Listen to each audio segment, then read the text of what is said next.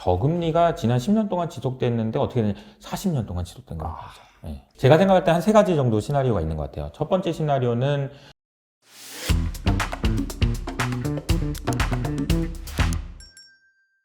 업라이즈의 이효석 이사님 모셨습니다. 안녕하세요. 안녕하세요.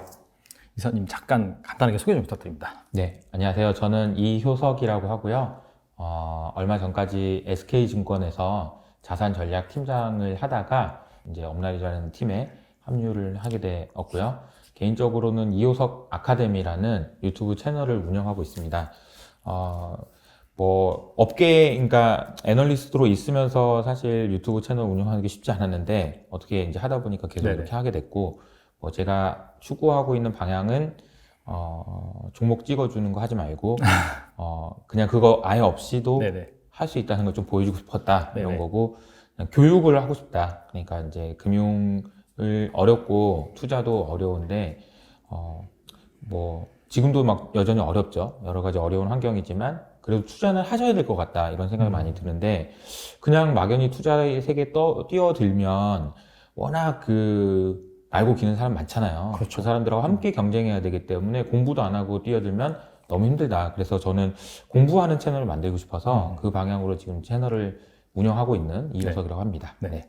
저도 이제 이사님 채널을 봤는데 11월 달에 이제 회사에서 나왔다라고 하면서 이제 자유다라고 하시면서 이렇게 이제 말씀하시는 게 좀 기억에 남더라고요. 네. 아무래도 업계에 계셨을 때 좀 유명한 그런 애널리스트이셨기 때문에 또 지금 상황으로는 또 이해관계가 없으시다 보니까 또 이제 진솔하고 좀 솔직한 그런 인사이트를 제가 좀 기대하면서 진행을 해보도록 하겠습니다. 이해관계가 아예 없진 않고 어딘가에 있겠지. 이해관계는 있는데 근데 이전에 비해서는 확실히 그러니까 뭔가 회사에 혹시 누가 되면 안 되니까 이런 말은 좀 하고 싶어도 좀 하지 말까 이런 거 있었지만 지금은 사실 뭐 별로 그런 건 없으니까. 그렇죠.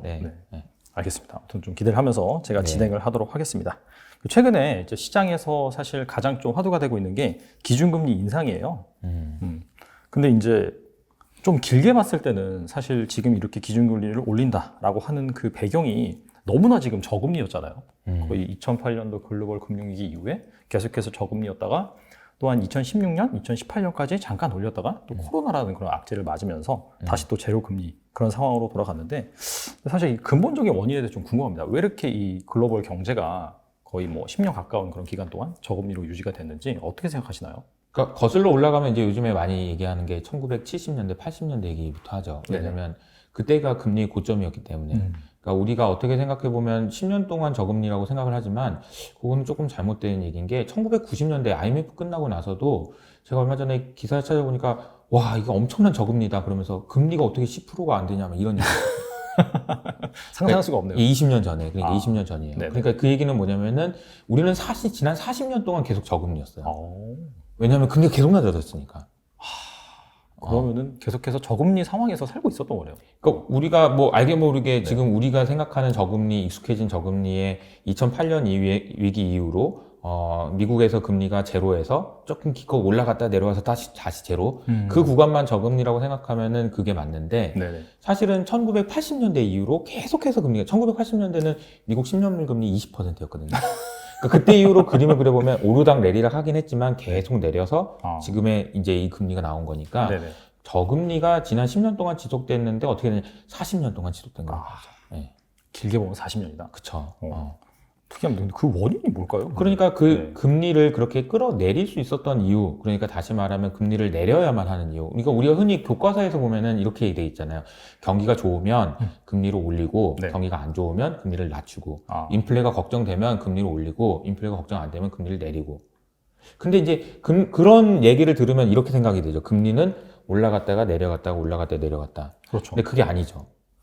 올라갔다가 내려갔다가 올라갔다가 내려갔다가 올라갔다가 내려온 거죠. 그러니까 올라갔다 내려갔다는 했지만 장기적으로 보면 이렇게 내려왔다는 거예요. 그러면 왜 여기까지 이렇게 내려왔는지를 우리가 생각을 해야 되는데, 그게 저는 이제 디플레이션 압력 때문이라고 생각하는 거죠. 인플레이셔너리한 환경도 있고 디플레이셔너리한 환경도 있는데, 이 디플레이셔너리인 환경이 일시적으로는 얘가 이기는데 계속 왔다 갔다 하지만 지난 40년 동안은 계속 얘가 이겼던 거예요.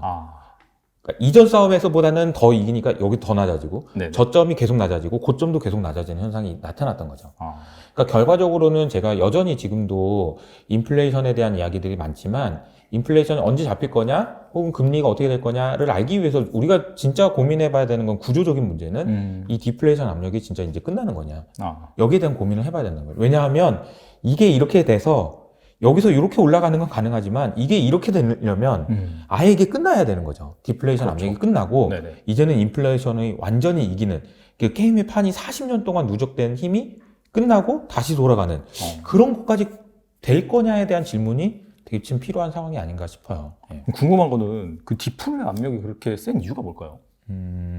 여러 가지 이유가 있는데 네. 가장 큰 이유는 뭐 인구 구조의 문제, 고령화, 네네. 일을 안 하는 부분, 그리고 이제 생산성이 향상되고 네. 등등 이런 여러 가지 문제들이 있는데 대표적으로 제가 이제 말씀드리는 거는 뭐 최근에 나타나는 현상 중에는 특히나 이제 금융위기 이후로는 좀비 기업하고 유니콘 기업 이렇게 말씀을 좀 드리거든요. 네. 그러니까 좀비 기업하고 유니콘 기업이 뭐가 왜 그러면은 좀비 기업은 여전히 많은 공급 과잉 네. 산업들. 그러니까 석유 유가 지금 올라가고 있잖아요. 최근에 네네. 올라갔다 내려왔다 해서 지금 이제 70불 수준인데 유가가 지금 공급 과잉이냐 아니면은 공급 부족이냐 생각해 보면 공급 과잉이에요. 왜냐면 여전히 네. 지금 감산을 하고 있잖아요. 네네. 감산을 하고 있다는 얘기는 뭐냐면 증산할 폭이 이만큼 남아있다는 얘기고 네네. 공급이 이만큼 남는다는 얘기예요. 네네.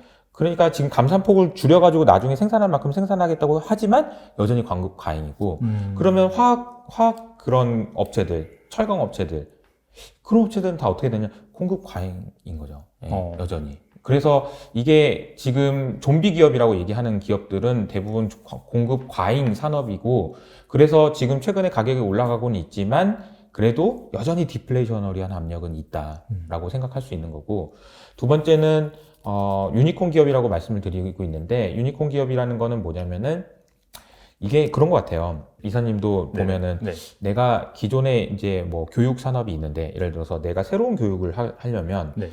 여기서 뺏어와야 되잖아요. 그렇죠. 뺏어오려면은 방법이 여러 가지 방법이 있죠. 훨씬 더 좋은 양질의 뭔가를 한다든지 아니면 가격을 낮추는 거죠. 그러니까 새로운 경쟁, 그러니까 유니콘 기업이라고 하는 대표적인 게 이제 쿠팡이 될 거고 네네. 이런 기업들이 다른 데서 MS, 그러니까 이제 점유율을 뺏어오기 위한 방법은 가격을 낮추는 것밖에 그렇죠. 없어요. 가격 후려치는 게 가장 크죠. 맞아요. 네. 그러니까 이제 우리가 그동안 봤던 여러 가지 일들이 다 가격을 낮추는 애들인 거죠. 그리고 그 가격을 낮추는 애들한테 우리는 유니콘 기업이라고 얘기하면서 계속해서 투자를 해주고 있죠. 그리고 모바일 환경에서 나오는 모든 비즈니스는 다 가격을 낮추는 영향이 있거든요. 네네네. 그래서 보면은 이제 유니콘 기업과 좀비 기업 말씀을 드렸지만 이런 현상들이 나타나면서 디플레이션 압력이 계속 누적되고 있다라는 거고 또 하나는 이거는 뭐 누가 이제 그런 말씀도 하시는데 양극화의 문제는 태초부터 시작됐다.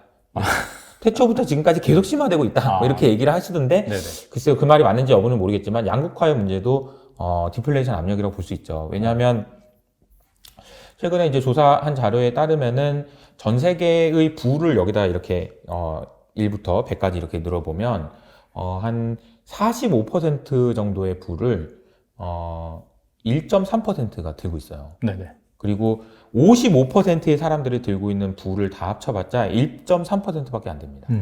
그러니까 그만큼 양극화가 심해지고 있다는 거죠. 자산 가격이 올라가면은 양극화가 어떻게 되나요? 당연히 심화됩니다.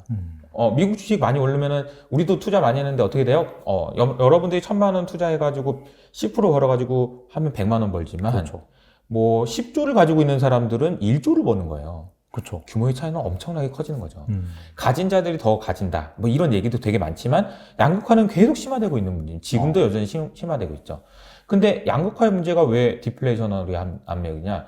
그냥 이건 딱 한마디로 표현해서 제프 베조스, 일론 머스크 이런 사람들이 열기를 먹진 않아요. 그러니까 수요가 굉장히 소수에 집중이 되는 현상이 나타난 거죠. 네. 그러니까 럭셔리 제품에 대한 수요는 계속 늘어나는데 일반 범용 제품들은 그렇게 늘어나지 않는다는 거예요. 그러니까 이런 현상들도 역시나 디플레이셔너리한 압력입니다.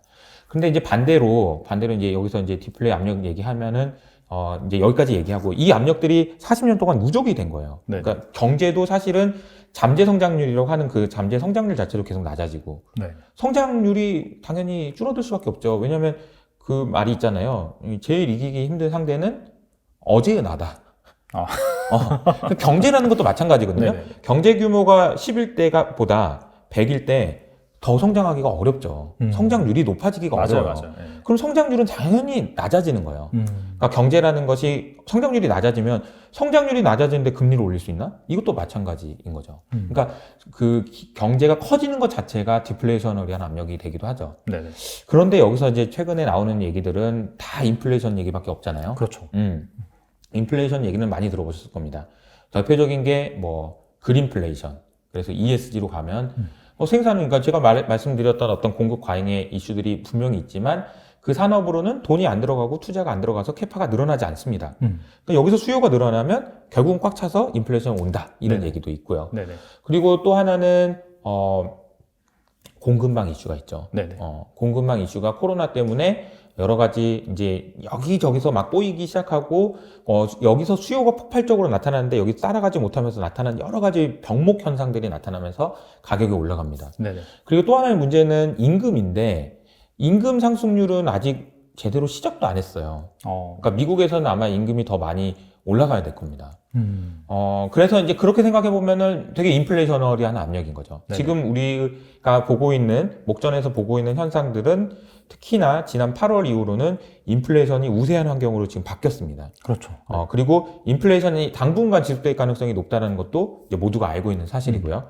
그런데 제가 말씀드리고 싶은 거는 얘가 아예 그럼 죽어서 얘가 다운당해서 다시는 회복을 못할 정도냐? 그러면 이게 여기 왔다가 이렇게 되겠죠.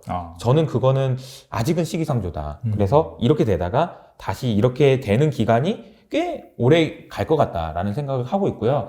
그런 생각에 기반해서 내년을 전망을 해보면 내년의 하반기, 내년 상반기가 됐든 하반기가 됐든 어떤 형태로든 인플레이션은 진정될 가능성이 높다라고 생각합니다. 근데 그 어떤 형태로 진정되는지에 대한 시나리오를 짜는 것이 우리가 단기적으로 1년을 놓고 봤을 때 전략을 세우는 데 있어서는 매우 중요하다 이렇게 생각하는 거죠. 그러면 사실 지금 시장의 화두가 인플레이션이고 사실 인플레이션 때문에 뭐 기준금리를 빨리 인상한다 이런 이제 시그널이 나오고 있는데 어떻게 본다면 시장에서 약간 우려한 것보다는 약간 좀 늦게 기준금리 인상이 진행된다든지 좀 조심스럽게 말씀드릴 수 있는 부분이긴 하지만 좀 지금의 그런 인플레이션 우려가 약간 좀 과도하게 볼 수 있다 그렇게도 해석해 볼 수 있겠네요. 그 부분에 대해서는 제가 단언하기는 어려운 게 네. 인플레이션이 어떤 식으로 진정될지에 대한 이제 시나리오가 좀 없어서 다만 이제 연준의 행동이나 태도를 이해하기 위해서는 과거의 연준의 이제 뭐 논문이 됐든 자료가 됐든 이런 걸 참고해 보면 좀 힌트를 찾을 수가 있는데요. 네네. 금융위기를 거치고 그리고 이제 유럽 재정위기를 거치는 과정에서 전 세계에 있는 중앙은행들은 다 그런 생각을 했습니다. 가만 생각해 보니까 내가 40년 동안 인플레이션이랑 싸웠는데 네. 인플레이션이 없는 거야. 40년 동안 싸우는데 없으면은 이거는 없는 거 아니냐? 이제 인플레이션은? 네네. 죽은 거 아니야? 인플레이션 끝난 거 아니야? 네. 라고 해서 이제 우리는 인플레랑 싸우지 말고 디플레랑 싸우자. 오히려 이제 디플레랑 싸워서 디플레가 오려면 디플레 막고 디플레가 올라오면 디플레 막자. 그러니까 옛날에는 이렇게 꾹꾹 가격을 누르는 거였다면 네네. 가격이 언제든지 빠질 수 있으니까 계속 받치는 것만 우리가 하자. 라고 얘기해서 이렇게 내린 그 연준이 이렇게 되는 걸로 대전환이 일어난 게 저는 작년 8월이라고 생각하거든요. 그러니까 작년 8월에 연준에서 들고 나왔던 게 뭐냐면은 AIT, 그러니까 평균 물가 목표제라는 걸 들고 나와서 야, 물가가 한 번 2% 올라갔다고 해서 금리 올리고 나는 그런 거 절대 안 할 거야. 4년 평균 혹은 8년 평균까지 봐서라도 그때까지 충분히 기다린 다음에 할 거야. 네. 왜? 인플레는 내가 생각할 땐 죽은 것 같으니까. 40년 동안 했는데 없었어. 그러니까 죽은 것 같으니까 할 거야. 라고 할 만큼 충분히 부양적인 정책을 쓰고 나서 이게 너무 심각해질 때쯤까지 놔뒀다가 어차피 이제 빠질 거니까. 네네. 어차피 가격이 빠질 거니까. 네. 가만 놔두면 빠지는 거니까. 네네. 그때 되면 다시 받치는 걸 해야지. 라고 생각을 한 것 같아요. 그래서 저는 이제 작년 8월부터 계속 그런 말씀을 드렸는데 올해 8월 달에 잭슨홀 미팅에서도 파월이 뭐라고 얘기했냐면 그 작년에 했던 생각이 변화가 없다라고 얘기했어요. 그래서 저는 그때까지만 해도 인플레이션을 진작에 이렇게 생각하나 보다라고 생각을 했는데 최근 벌써 이제 한 달이 넘었죠. 파월이 말이 바뀌기 시작합니다. 노동절을 전후로 해서 나온 미국의 물가 지표를 보고 파월이 진짜 놀란 것 같아요. 실제로 놀란 것 같아요. 진짜 이거 죽은 거 아니었나 보네. 죽었는 줄 알았는데 얘네들이 왜 이렇게 벌떡벌떡하지? 네네. 그런 생각을 한 것 같고 네. 안 되겠다. 이게 내가 이렇게 한다고 얘기했지만 계속 이렇게 한다고만 얘기하니까 더 인플레이션이 오는 경향이 있으니 이제는 내가 인플레이션도 잡을 의지가 있다는 걸 보여줘야 되겠다라고 얘기한 것 같고요. 네네. 그게 또 어떻게 보면 또 손바닥 뒤집듯이 딱 바뀐 겁니다. 이제는 막 누르는 거 안 하고 이렇게 한다고 했다가 다시 또 이렇게 누르는 것처럼 우리가 비춰지기에는 1년 만에 무슨 뭐 대전환을 했다가 또 뭐 바뀌고 막 이게 뭐야 이런 생각이 들 정도로 혼란스러운 상황인 것 같아요. 지금 우리가 보고 있는 현상은 그런 현상이고 연준도 지금 되게 당황을 많이 하고 있는 것 같다라는 생각도 좀 들고 그렇습니다. 알겠습니다. 일단은 뭐 연준의 스탠스가 바뀌었으니까 좀 더 지켜보긴 지켜봐야겠네요. 네. 약간 좀 상황에 맞춰서 근데 사실 인플레이션 이거 보니까 거의 뭐 3-40만 원 최고치다 이런 기사가 좀 나오긴 나오더라고요. 그게 40년 전에 네. 최고치인 이유가 뭐냐면 아까 제가 말했잖아요. 그쵸. 고점이 1980년이었으니까 네네네. 딱 40년이에요. 그 전에는 인플레이션이었었고 80년 이후로는 한 번도 없었던 거예요. 이런 정도의 인플레이션은 그런 거죠. 네. 근데 뭐 길게 보면은 아까 말씀드린 그런 디플레 압력 대표적으로 한 몇 가지를 짚어주셨는데 뭐 부의 양극화 그 다음에 그런 좀비 기업과 유니콘 기업의 양산 이런 흐름이 단기간에 끊어질 가능성은 좀 낮기 때문에 일단 큰 틀에서 본다면은 너무나 지금 시장이 우려하는 그런 수준을 가지고 좀 뭐 굳이 그렇게 미리 걱정할 필요는 없다. 그 정도로 좀 생각해 볼 수 있을까요? 네, 근데 이제 저도 뭐 굉장히 그런 생각이 되게 강했는데, 그러니까 구조적으로는 이게 이렇게 됐다가 이렇게 되지는 않고 이렇게 되고 이렇게 되겠지만 이 옆으로 가는 과정에서도 이런 과정들은 있을 것 같아요. 그러니까 지금은 이런 과정이라서 이게 네. 어떻게 진정되는지를 제가 생각할 때 한 3가지 정도 시나리오가 있는 것 같아요. 첫 번째 시나리오는 그냥 제풀에 죽는 경우예요. 인플레이션이 올라가다가 네. 연준이 저렇게 얘기하니까 야, 그럼 인플레이션 잡히겠다라고 생각하면서 그냥 제풀에 그냥 꺾이는 경우. 네네. 그게 가장 좋은 시나리오입니다. 그러면 정말 내년에는 시장이 뭐 걱정할 거 없이 그냥 좋을 수 있을 것 같아요. 네네. 우리가 인플레이션에 대한 수식을 되게 많이 붙이는데, 크게 2가지로 나눠볼 수 있어요. 뭐냐면은, 연준의 그 이사록에 보면은 이런 얘기를 합니다. 마켓에서 생각하는, 시장에서 생각하는 인플레이션이 있고요. 그리고, 사람들이 생각하는 인플레이션이 또 있어요. 네네. 그러니까 사람들이 생각하는 인플레이션은 그냥 사람들이 물어보는 거예요. 서베이 해가지고. 물가가 어떻게 될 것 같아요? 이제 미시건 대학교 같은 데서 물어보는 거죠. 올라갈 것 같은데요? 많이 올라갈 것 같은데요? 그거는 이제 서베이를 통한 사람들의 생각이고요. 네. 또 하나는 뭐냐면은 시장에서 채권을 거래하는 사람들의 생각이에요. 그러니까 시장에서 채권을 거래하는 사람들의 생각을 연준이 바꿀 수 있는 거예요. 그러니까 연준이 바꾸는 거는 금리를 통해서도 있지만 금리를 올리지도 않았는데 막 사람들이 뭐 인플레가 말이 많잖아요. 근데 그 얘기는 뭐냐면은 채권을 운용하는 사람들이 인플레이션을 얼마나 생각하는지를 알 수 있는 게 이제 시장에서 인플레이션. 그걸 우리가 팁스라고 얘기해서 네네. 인플레이션의 물가 연동 국채라고 하죠. 그러니까 네네네. 물가가 올라가면 내가 금리 더 줄게 네. 하는 채권이에요. 네네. 그 채권에 대한 수요가 어떻게 되느냐에 따라서 시장의 생각을 알 수 있습니다. 그래서 시장의 생각을 물어보는 거죠. 이거 새로 나왔는데 이거 어떻게 생각하니? 인플레 더 갈 거 아니? 연준이 바뀌었잖아. 바뀐 다음에 어떻게 생각해? 그래도 너 물가 연동제 계속 살 거야? 네네. 그래가지고 아니 뭐 어차피 연준은 못 막아. 그러면서 물가 연동제에서 막 산다. 그러면 물가에 대한 기대치가 아직 안 낮아진 거고 만약에 연준이 저렇게 진심으로 나와? 그럼 잡히겠지. 그럼 난 물가 연동제를 뭐하러 사? 인기가 떨어진다? 그러면 잡히고 있구나. 이런 생각을 할 수 있어요. 그래서 12월 지금 이번 주, 그리고 이제 내년 갈 때까지 인플레이션 제풀에 죽는다. 이게 첫 번째 시나리오고. 네네. 두 번째는 그렇게 안 잡혀가지고, 물가가 계속 높은 수준이 내년 1분, 1월, 2월, 3월 때까지 계속된다. 그러면 이제, 수요가 둔화되겠죠. 제가 드리는 표현은 짜장면 가격이 10,000원 하던 게 20,000원까지 가면 월급이 2배 이상 오르지 않는 이상 그걸 다 먹을 수는 없다. 그렇죠. 그냥 덜 먹든가 안 먹어야죠. 참아야죠.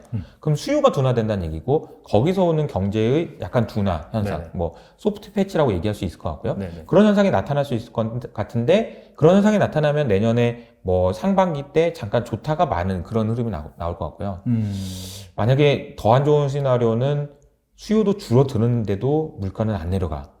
이게 이제 공급망 이슈가 결국은 해소가 안 되고 네. 오미크론 변이나 막 이런 것 때문에 물건을 못 만드니까 물건 가격은 더 올라가는 그런 현상들이 만약에 나타난다라고 얘기하면 우리가 지금 걱정하고 있는 스태그플레이션이라고 얘기할 수 있고 네네. 그렇게 되면은 그때 가서는 금리를 어떻게 해서는 올리려고 하겠지만 그거 가지고 그 물가는 잡을 수가 없을 것 같고 굉장히 심각한 문제로 빠질 수 있는 그럴 가능성도 있는 상황입니다. 그래서 지금 물가에 대해서 어떻게 보느냐에 따라서 시장을 좋게도 볼 수 있지만 아주 안 좋게도 볼 수 있는 그런 상황이라고 보시면 될 것 같아요. 그래서 지금 최근에 주식시장이 약간 좀 혼란스럽군요. 네. 네.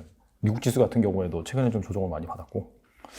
알겠습니다. 뭐 일단 시장 상황을 보면서 방금 말씀하신 팁스, 물가 연동체, 그 발행 거기에서 이제 금리 수준이 어떻게 결정이 되는지 네. 뭐 그런 부분을 좀 모니터링 하시면서 좀 시장을 보시면 좋을 것 같습니다.